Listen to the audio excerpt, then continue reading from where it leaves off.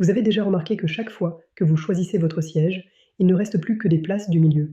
Tout au fond, les sièges côté couloir sont pris, les bonnes rangées vers l'avant sont bloquées. À moins bien sûr de payer une trentaine d'euros supplémentaires. Ce n'est pas un hasard si vous ressentez toujours ça. Les compagnies aériennes jouent avec leur plan de cabine et une fois que vous comprenez comment ça fonctionne, vous allez regretter de ne pas l'avoir su bien plus tôt. Mais ce n'est que le début. On va aussi parler du siège que vous ne devriez jamais réserver dans aucun avion, de l'endroit où s'asseoir si les turbulences vous rendent malheureux, d'une astuce de réservation qui permet souvent à deux personnes de récupérer une rangée entière pour elles seules et de comment obtenir un surclassement sans débourser un centime. Dans 20 minutes, vous en saurez plus sur les sièges d'avion que la plupart des membres d'équipage. Commençons par le siège, à éviter absolument. Dans chaque avion, il existe un endroit qui cumule presque tous les problèmes possibles, c'est la dernière rangée. Votre siège ne s'incline probablement pas parce qu'il y a une paroi juste derrière vous. Vous êtes collé aux toilettes. Alors, chaque fois que la porte s'ouvre, vous l'entendez. Chaque odeur qui s'en échappe vous parvient en premier. Le coin cuisine est généralement là aussi, ce qui signifie des chariots qui cliquettent, des conversations d'équipage et des odeurs mystérieuses provenant de ce qu'il réchauffe. Ajoutez à cela les turbulences. Quand un avion traverse une zone d'air agitée, il pivote autour de son centre de gravité, situé au niveau des ailes. Le nez plonge de quelques mètres. La queue oscille bien davantage. S'asseoir en dernière rangée, c'est ressentir chaque secousse amplifiée. Et après avoir enduré tout ça, vous montez parmi les premiers et vous débarquez en dernier. Tout le monde doit sortir avant que vous puissiez même vous lever. Certaines personnes apprécient pourtant réellement le fond de l'avion. Moins de passagers qui passent devant vous, plus de chances d'avoir des sièges vides à côté sur un vol peu rempli. Mais la plupart de ceux qui s'y retrouvent n'ont pas choisi. Ils ont été coincés là parce qu'ils ne savaient pas mieux. Maintenant, si les turbulences vous perturbent vraiment, l'emplacement de votre siège fait une différence bien plus grande que vous ne l'imaginez. Le trajet le plus stable dans n'importe quel avion se situe directement au-dessus des ailes. C'est là que se trouve le centre de gravité. Quand l'appareil tangue et roule, vous êtes au point de pivot pendant que le nez et la queue oscillent autour de vous. Regardez le plan de cabine avant de réserver. Repérez l'endroit où les ailes rejoignent le fuselage. C'est votre zone cible.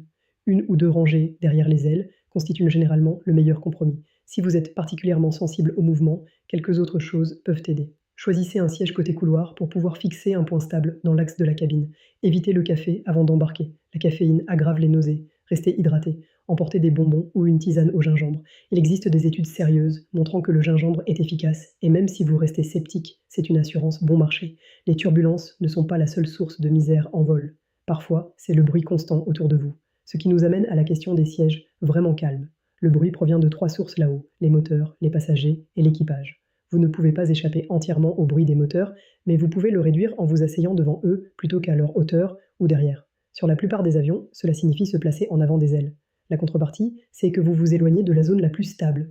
Donc, vous choisissez entre calme et confort. Le bruit des passagers se concentre autour des zones de regroupement. Le coin cuisine attire ceux qui veulent de l'eau ou un encas. Les toilettes attirent tout le monde. Les rangées directement à côté de l'un ou l'autre subissent un trafic constant, des conversations et ce bruit de porte caractéristique toutes les quelques minutes. Les sièges côté hublot sont généralement plus calmes que ceux côté couloir parce que vous êtes exposé à moins de passages. Un seul voisin au lieu d'un défilé, mais vous sacrifiez l'accès facile aux toilettes et si vous avez besoin de vous lever régulièrement, ça compte. Ce qui soulève la question que tout le monde pose. Hublot ou couloir, ce n'est pas une question de supériorité objective. Les deux ont de vrais inconvénients, et le bon choix dépend de ce dont vous avez réellement besoin. Les sièges hublot vous permettent de vous appuyer contre la paroi et de dormir sans utiliser l'épaule d'un inconnu comme oreiller. Vous contrôlez le volet.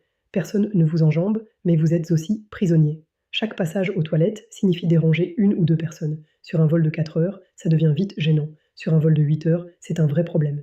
Les sièges couloirs vous donnent de la liberté. Levez-vous quand vous voulez. Étirez les jambes pendant le vol. Allez aux toilettes sans mise en scène. En cas de correspondance serrée, vous débarquez plus vite parce que vous n'attendez pas que vos voisins de rangée rassemblent leurs affaires avant de pouvoir bouger. L'inconvénient, c'est l'exposition. Les chariots de service vous cognent le coude. Les passagers vous bousculent en passant. C'est vous qui vous levez quand vos voisins ont besoin de sortir. Pour quiconque a besoin de se déplacer régulièrement, que ce soit pour des raisons de circulation, de raideur articulaire ou simplement une petite vessie, le couloir gagne presque toujours. La fonctionnalité l'emporte sur la vue quand c'est votre corps qui est en jeu. Mais si vous voyagez avec quelqu'un, il existe une troisième option qui bat souvent les deux autres. Ne réservez pas deux sièges côte à côte, réservez le hublot et le couloir dans la même rangée. Laissez le siège du milieu vide. Les compagnies aériennes remplissent les sièges du milieu en dernier. Personne n'en veut. Si le vol n'est pas complet, ce siège reste libre et vous vous êtes approprié toute une rangée. Plus d'espace, un endroit pour poser vos affaires, de la place pour respirer. Et si quelqu'un est assigné à ce siège du milieu, pas de problème. Proposez simplement d'échanger. Demandez-lui s'il préférerait votre hublot ou votre couloir pour que vous puissiez vous asseoir ensemble. Dans toute l'histoire de l'aviation commerciale, personne n'a jamais refusé de quitter un siège du milieu pour une place premium. Il acceptera avec plaisir, vous vous retrouverez côte à côte et vous n'aurez rien perdu. Cette stratégie fonctionne mieux vers le fond de l'avion, car ses rangées se remplissent en dernier. Vérifiez le plan de cabine au moment de réserver.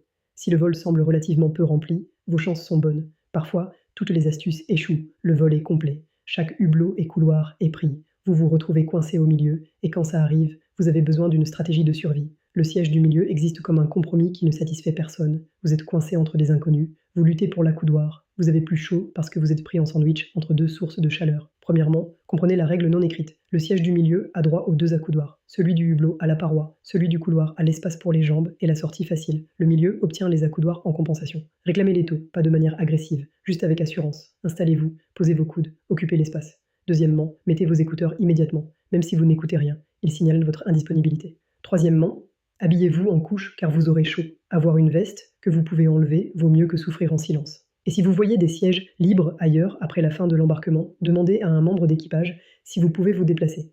Soyez poli, attendez qu'il ne soit pas occupé. Quelque chose comme « J'ai remarqué que la rangée 14 est libre, est-ce que je pourrais m'y installer ?» En général, la réponse est oui. L'avion est sur le point de partir. Les attributions de siège n'ont plus d'importance. Un petit détail qui aide quel que soit votre siège. Sur le dessous de la plupart des accoudoirs côté couloir, près de la charnière, se trouve un petit bouton ou levier. La plupart des passagers ne le remarquent jamais. Appuyez dessus et l'accoudoir se soulève complètement. Pour les sièges côté couloir, cela permet d'allonger les jambes sans avoir à enjamber un obstacle fixe. Bien plus facile pour sortir, bien plus facile pour s'étirer. Pour les sièges du milieu, soulever les deux accoudoirs vous donne quelques centimètres de largeur supplémentaire. Les accoudoirs côté hublot n'ont généralement pas cette fonction car ils sont intégrés au panneau de paroi. Alors, lors de votre prochain vol, passez les doigts sous votre accoudoir. S'il y a un bouton, vous avez trouvé un petit confort qui ne coûte rien. En parlant de confort gratuit, deux types de sièges offrent nettement plus d'espace pour les jambes et ils sont parfois disponibles sans surcoût. Les sièges de cloison se trouvent à l'avant de chaque section de cabine, juste derrière la paroi qui sépare les classes. Aucun siège devant vous signifie personne qui s'incline dans votre espace et généralement plus de place pour les jambes. Les inconvénients sont réels. Cependant, vous n'avez pas de rangement sous le siège devant lors du décollage et de l'atterrissage. Tout doit aller en soute aérienne. La tablette se déplie depuis l'accoudoir, ce qui la rend plus petite et légèrement inconfortable. Et les rangées de cloisons ont souvent des berceaux fixés sur cette paroi avant. Plus de nourrissons à proximité, plus de pleurs potentiels. Les sièges de sortie de secours offrent le plus d'espace pour les jambes dans l'avion, mais les compagnies aériennes exigent que vous aidiez en cas d'urgence. Vous devez pouvoir soulever une charge significative. Restez vigilant pendant le décollage et l'atterrissage et communiquez avec l'équipage dans leur langue. Si vous avez des limitations de mobilité, ou préférez dormir pendant les consignes de sécurité, la rangée de sortie n'est pas adaptée. Ces sièges ne s'inclinent parfois pas, peuvent avoir des accoudoirs fixes et disposent de tablettes plus petites. Vérifiez les détails du plan de cabine avant de vous engager. Aucune des deux options n'est parfaite, mais si les inconvénients ne vous dérangent pas, les deux valent la peine d'être ciblés. Ce qui nous amène à la question de savoir quand ces sièges deviennent réellement disponibles. Rappelez-vous ce que je disais sur le jeu que jouent les compagnies avec leur plan de cabine. Voilà ce qui se passe réellement quand vous consultez ce plan de cabine. La plupart des bons sièges apparaissent comme occupés ou bloqués, mais beaucoup ne le sont pas vraiment. Les compagnies utilisent des blocages fictifs pour faire paraître les avions plus remplis qu'ils ne le sont. Quand vous voyez les bons sièges côté couloir pris, les rangées avec plus d'espace bloqué et seulement des milieux disponibles, vous faites face à un choix. Accepter un mauvais siège ou payer pour un surclassement. Les compagnies parient que vous allez payer. Mais ces sièges fictifs finissent par disparaître. De vrais passagers ont besoin de vraies attributions, et cela se produit dans une fenêtre prévisible. Vérifiez le plan de cabine 24 heures avant le départ. Vérifiez à nouveau à 12 heures. Observez ce qui se passe. Des sièges occupés depuis des semaines deviennent soudainement disponibles. Ce couloir en rangée 12 que vous vouliez libre. Ce hublot vers l'avant disponible. L'avion n'est pas devenu moins rempli. La compagnie a simplement arrêté de faire semblant. C'est pourquoi le timing compte bien plus que la plupart des voyageurs ne le réalisent. Si vous ne regardez le plan de cabine qu'au moment de réserver, vous voyez la version la plus manipulée. Si vous vérifiez à nouveau juste avant le départ, vous voyez quelque chose de plus proche de la réalité. Il existe une fenêtre encore plus précise qui libère complètement les sièges premium. Les compagnies réservent certains sièges, les rangées avec plus d'espace pour les jambes, les emplacements préférentiels et ne les libèrent pour une sélection gratuite qu'à l'approche du départ. Elles veulent les vendre comme surclassement aussi longtemps que possible. Quand l'enregistrement en ligne ouvre, généralement 24 heures avant le vol, ces sièges retenus sont libérés. La rangée avec plus d'espace qui coûtait 50 € hier est maintenant disponible sans supplément. Programmez un rappel pour exactement quand votre fenêtre d'enregistrement s'ouvre. Connectez-vous dès qu'elle est disponible. Ces sièges libérés disparaissent vite parce que les grands voyageurs connaissent ce timing. Vérifiez ensuite quelques heures plus tard. Les sièges bougent au fur et à mesure que d'autres passagers font des modifications. Quelque chose de mieux peut apparaître. Cette seule habitude, s'enregistrer au bon moment précis et surveiller les changements, vous fera économiser de l'argent et des frustrations sur presque chaque vol. Vous ne devriez pas vous contenter du plan de cabine de la compagnie. Il existe des outils qui affichent des informations que les compagnies préféreraient que vous ne voyiez pas. Les plans de cabine officiels vous montrent ce qu'elles veulent que vous voyiez. Sièges disponibles, sièges bloqués et prix des surclassements. Ils ne vous montrent pas quels sièges ont des hublots mal alignés, une inclinaison limitée ou des prises électriques absentes. Un site appelé Aerolopa propose des schémas détaillés de presque toutes les configurations d'appareils en service. Vous pouvez voir exactement où les hublots s'alignent vraiment avec les sièges, quelles rangées ont une inclinaison restreinte, où les prises électriques sont absentes et des dizaines de détails techniques. Un autre site, comme sitemaps.com, vous permet d'entrer votre numéro de vol et de consulter les avis de passagers sur des sièges individuels. De vrais voyageurs qui partagent lesquels sont excellents, lesquels sont désastreux et pourquoi. Certaines routes affichent même une occupation quasi en temps réel pour voir à quel point votre vol est rempli. 2 minutes sur ces sites avant de réserver peuvent vous éviter de mauvaises surprises. Un siège hublot sans vrai hublot, un siège côté couloir directement dans le passage des toilettes, des outils gratuits, de meilleures informations, des choix plus éclairés. Et si vous espérez quelque chose d'encore mieux qu'un bon siège en classe économique, il est parfois possible d'être surclassé gratuitement. Les surclassements gratuits existent encore, pas aussi souvent qu'avant, mais ça arrive. Et certains facteurs améliorent vos chances. Les voyageurs seuls sont surclassés en premier. Déplacer une personne est plus simple que déplacer un couple ou une famille entière. Si la compagnie doit équilibrer la cabine ou remplir un siège premium vide, les voyageurs solos sont la solution la plus simple. L'enregistrement anticipé aide également. Plus tôt vous êtes dans le système, plus vous êtes visible quand les décisions de surclassement sont prises. Les interactions avec les agents à la porte d'embarquement comptent bien plus que les gens ne le réalisent. Ces agents ont un pouvoir discrétionnaire. Ce sont aussi des êtres humains qui gèrent des voyageurs stressés toute la journée.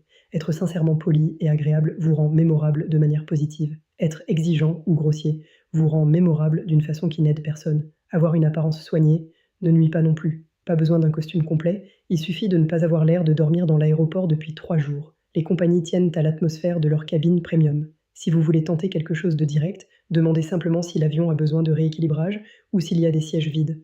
Vous ne suppliez pas. Vous proposez de résoudre leurs problèmes techniques et parfois cela suffit.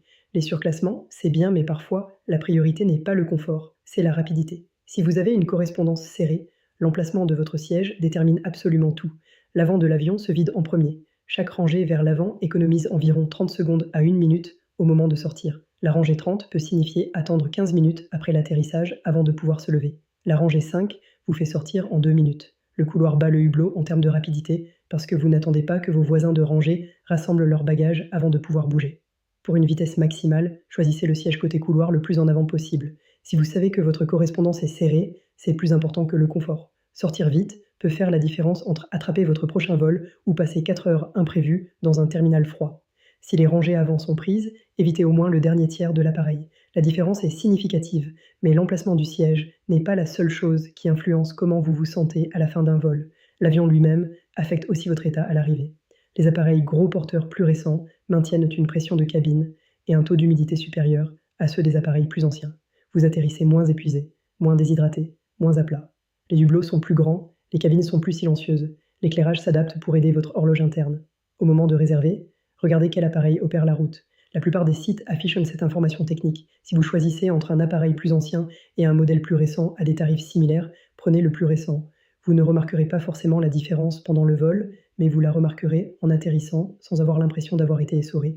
Bien sûr, aucun avion ne compense un siège inconfortable. C'est pourquoi ce que vous emportez à bord compte.